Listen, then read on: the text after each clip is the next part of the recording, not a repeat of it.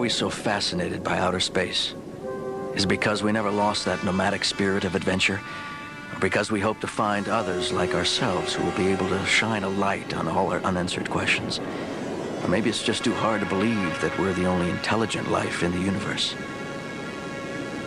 Report to Global Security Council G2X12, submitted by Joseph Thax. Project Starreach was a secret operation headed by visionary scientists who still carried the old torch. They were going to contact some aliens. They set up remote bases and sent signals out into the galaxy for months. Then, one day, someone out there got their message and sent a reply.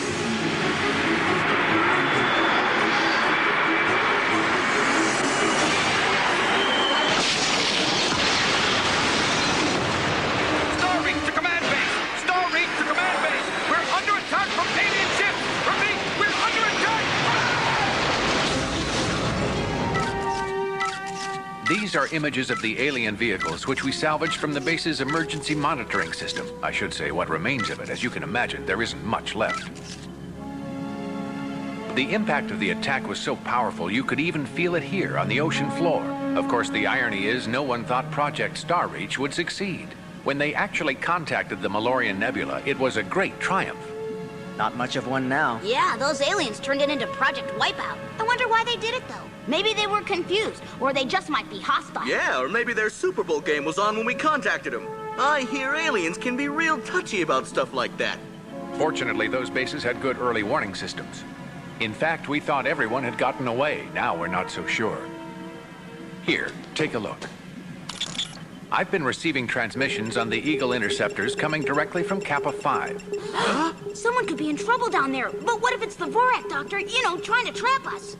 That's possible, but we'll have to go there and find out. And don't forget, the public has no knowledge of any of this. It'll have to be a stealth mission. No records, no reports. Got it? Think of us as phantoms. Once we take off, we don't exist. If we find anything, we handle it on our own. I know you thrive on this kind of thing, Hunter, but I don't want heroics, just results. Remember, you're Eagle Riders. Yes, sir. Okay, here we go. Joe, personnel report. All Eagle Riders security checked and present. Kelly, what's our system status? All systems online and operational. Nikki, perimeter status. Perimeter cleared by Gateway City. Ollie, what's our destination? Course plotted and laid in for Kappa 5, Antarctica. Eagle Riders, what's our mission?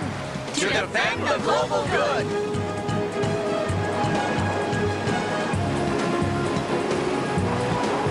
Before getting attacked, the base on Kappa 5 had been contacted by a group of aliens who called themselves Malorians. Reports showed they were actually in the process of sharing information about their own solar system during their final transmission. Who knows how far out in space they were, or how close. Hey guys, have I got some data for you? Is that Otto? Ha! He needs a tune-up. I programmed in a personality. Cool, huh? Weather conditions, Arctic. Possibility of avalanches, ice storms, and frostbite. A veritable winter wonderland. Kappa 5 was colder than a Vorak stare.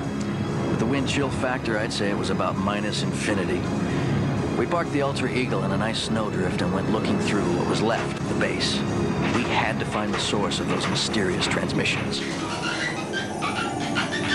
While the aliens are away, the rats will play. Yeah, there's our answer. This is where those transmissions were coming from, all right. Every time they jump up on that thing, it sends out a signal. Which means we came here for nothing. Nothing's for nothing. Trust me on this one, okay, kid? Well, we're not gonna find any leads out here. Any clues they might have left are covered up by the snow and frost. This is Dr. Keene. Dr. Keene for the Eagle Riders. Please come in, Hunter. I'm afraid I have some rough news to share with you. Yeah, how rough? We thought the aliens were interested in Kappa 5, but we were wrong. Another station was just attacked by the Vorak. Where are they? Near Siberia. I'll relay the coordinates to Otto and meet you there with my medical team. The director of the project sent out a distress signal. His name is Dr. Gold. We're on our way there. Over.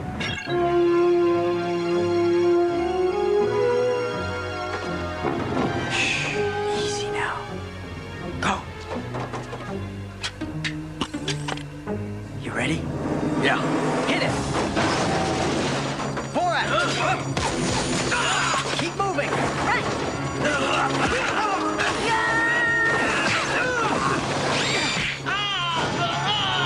Hey, you sleeping on the job? Bunch of lazy bones around here.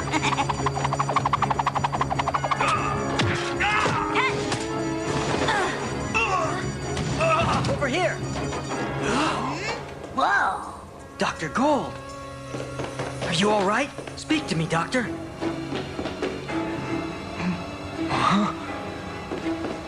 He's just coming around. He'll need treatment. Hang in there, Doctor. Yeah, I'm trying to, Keen. Were they all Vorak? Everyone. At first we thought it was the aliens we'd contacted, but... Of course we should have known. Who else would be so brutal? You think it was a coincidence that you made contact with that planet right before the Vorak attacked? I'm afraid when it comes to Vorak, nothing's coincidental. Something about this project threatened them. I'm sure they were monitoring our base. Why? It was pure science, not military. You're wrong about that, Keen. We received military funding. They used our quark waves on neutron missiles to relay coded data. What? Neutron missiles are advanced weapons. They can pack more megatons than any missile ever made. If the Vorak break those codes, we'll all be in tremendous jeopardy. Right. And there's more. You see, for some months we've been receiving warnings from an unidentified source. Some scientist who seems to know everything there is about us and the Vorak. Is that right? You mean he predicted this? Uh-huh. He said the only one who could stop the Vorak was a pilot. He didn't say his name, but he said he was more than an ordinary human. Mellanox trouble. To contact new life forms, we were using negative quarks called negatrons. They essentially cancel out the positive quarks, see? This allowed us to leap instantly across vast space grids, but the Vorak intercepted them and turned them against us. They're very powerful. The memory of it is like a nightmare. Joe, where are you going? To look someone up. Professor Andro.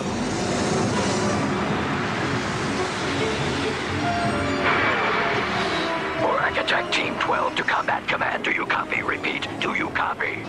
Oh yeah, I scanned you all right. In high res. Request permission to return to Mothership. By all means, come right in. What? You attacked Project Starreach? Wiped out all their bases? Without telling me? Well, I was getting around to it. I wanted to surprise you, you know. You always like a good raid and all. Hey, wait till you hear the latest. The attack squad just returned with lots of real good news, no doubt.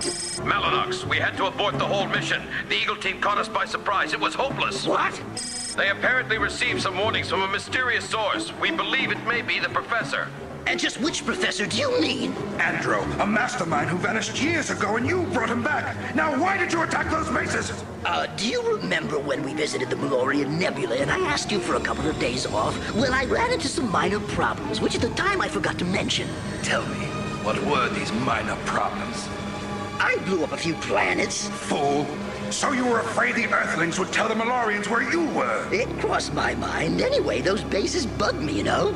I don't know. Did I mention when we blasted them we got some military reports? I'm trying to decode them now. I've already decoded them. They contain data on the neutron missile system. Well, that's promising, I must say. Very.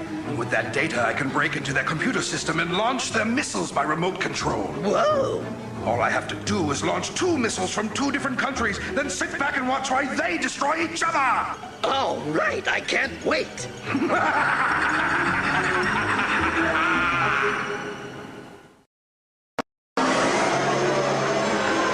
My connection with the professor is hardly a secret anymore, although he remains an enigma. I guess anyone who's worked for the Vorak and then turns against them needs a little privacy. But Andro implanted a chip in me that lets me know where he is at all times, and vice versa. It's like a homing device that only works for cyborgs, like me. It's ironic that the technology keeping me alive started off as the building blocks for the Vorak androids who almost killed me. My superhuman abilities are no source of joy, however.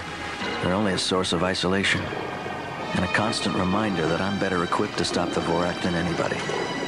I know Professor Andro saved my life for this very reason, as well as a few of his own. Sometimes I don't know who I'm working for anymore. The Global Security Council or the Professor. The complete destruction of the Earth! I don't hardly need to lift a finger, because the Earthlings will do it for me. All systems are go, Rack. Clever.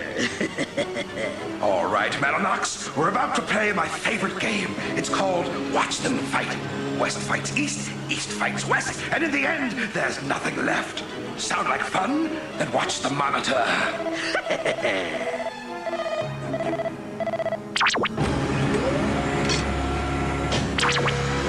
from the Western Hemisphere. And one from the Eastern Hemisphere.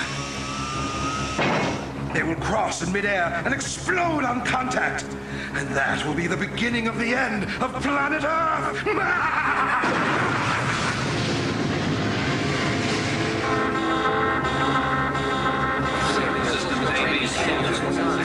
This is impossible. That missile is moving into launch position. You must stop it immediately. I can't, Commander. Someone or something has taken complete control of our power system.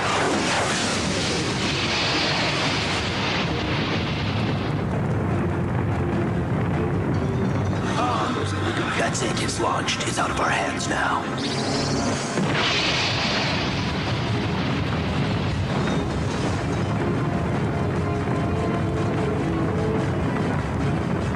I never wanted to live to see this day. If those missiles reach their targets, then it's war. And once it starts, there'll be no stopping it.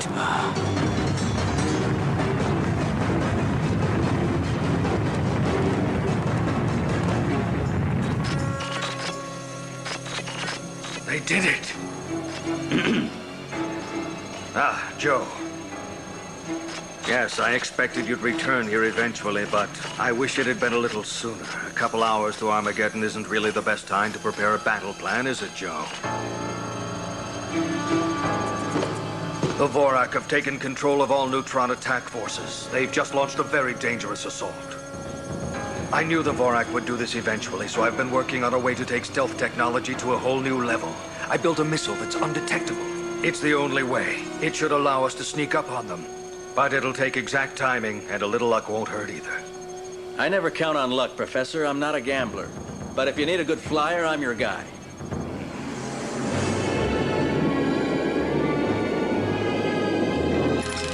Joe just vanished like a shadow in the fog. I hate to think about going on this mission without him.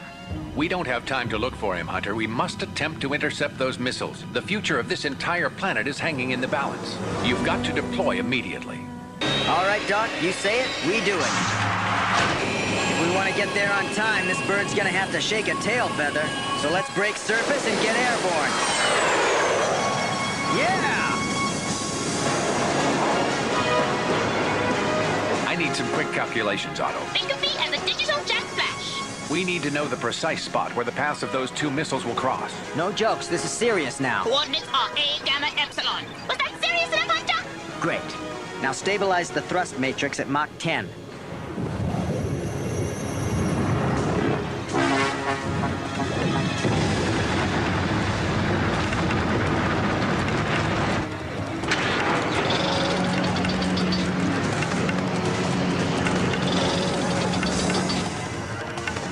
Get ready now. Go! You've got it, Joe. She's all yours. I spent 6 years building that ship. Now it's all riding on your shoulders. You may not believe in luck, Joe, but I'm wishing it for you all the same. For your sake and for every last man and woman on Earth. Now I must close my secret base so that no one can ever find it. So that my inventions are safe and my discoveries can never fall into the wrong hands. I'd hoped to use this discovery to help Project Starreach contact new life forms. Instead, it'll be wasted in a senseless war. That was this laptop's first time away from home, and he's hard driving down the information highway when he breaks down. What's the matter, says the end user. You got plenty of RAM, plenty of ROM. I know, he says, but I miss my motherboard. Now stop me if you know Stop. this one. Lock onto that missile. It's dead ahead. You see it? I do. And there's the other one. Huh? Hey, what's that up ahead, Otto? It seems to be a ship full of androids plus one life form wearing a pointy hat. It's Mellanox. You don't seem happy to see me, Hunter. Is it because you think I'm going to destroy your planet and there's nothing you can do about it? Well, you're right on both counts. Vorak ships deploy! But only fire if they fire first. Just kidding.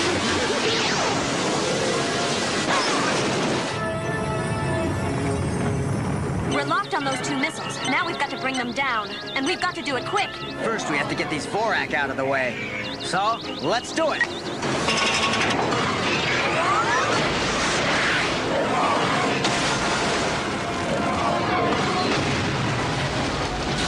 Nice work. Now let's take out those missiles. But the battle station's right in the way. Right. We'll have to cut our way through it. Okay.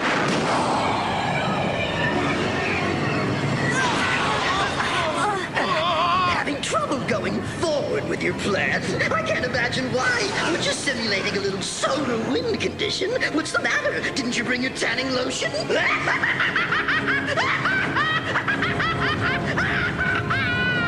It's clear sailing all the way, sir. Both missiles are on trajectory. That's perfect. But why is it making that beeping sound? I'm afraid there's another missile approaching, and it's manned. Huh? It's moving fast. But that's impossible. Where did this manned missile come from? How did it get past our sensors? And who is the pilot? Whoever it is, he's packing a warhead. I thought we were the ones with the warheads. Can't you just make him go away? Negative, Malinox. He's all over us. It was time to finish this mission.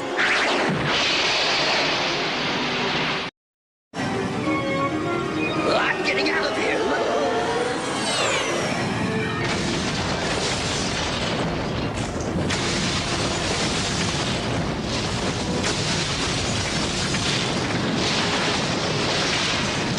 The neutron missiles, they changed course. They're heading straight towards each other. Hang on, everybody!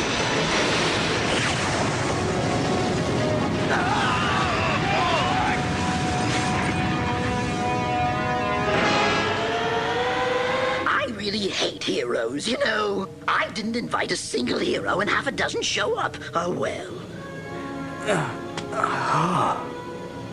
What's our status, Otto? A-OK. The Eagle's a tough bird, Hunter. Looks like the Vorak battle station's history. But who did it? That's a mystery. That's right. And there's more mysteries, like how'd they make those missiles cross paths? It was remote control. Yeah, but how? We've got lots of questions to answer when we get home. Speaking of getting home, I got a nice cold root beer waiting for me in the fridge. All right, take her on in, Ollie. I'm there. Roger. Gateway City, here we come.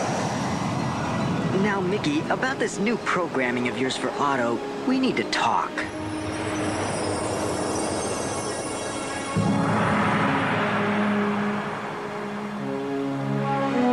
So now you have your answers. This should explain my disappearance as well as how those missiles were destroyed. I know Dr. Keene warned against heroics, but I didn't have any choice. I was just doing my job, defending the global good. Even on my own, I'm still an Eagle Rider.